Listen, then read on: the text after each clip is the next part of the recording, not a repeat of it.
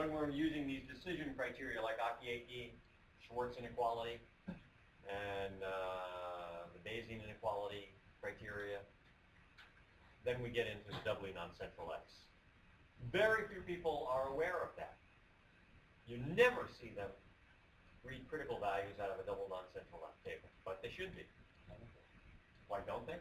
Because they didn't take econometrics with me. Or Takasawa, or Roger Conker, or George Judge, or Tom Yancey, or Bill Green, the guy who wrote your textbook. And it's hard, by the way.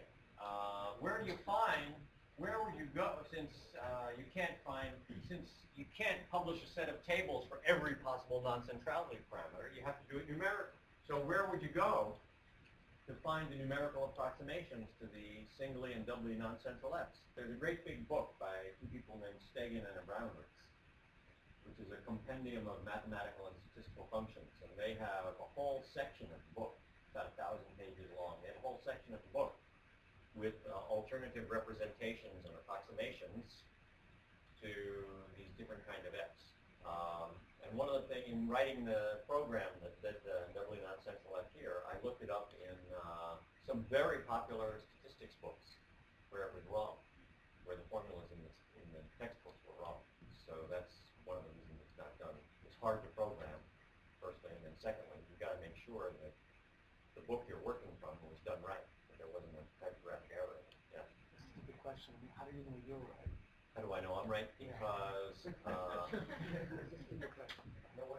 one of the places you can start, the way you can start, is by looking to see whether or not your doubly non-central F, when you set the non-centrality parameters to 0, agrees with the central F, the tabulated central Fs. That's one place to start. And then, how else did I do it?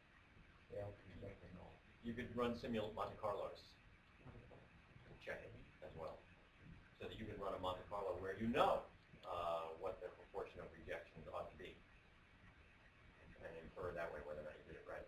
In fact, I think somewhere on my website I have, if you have MathCAD, you can do it there too, which is how I discovered the mistakes in the published places.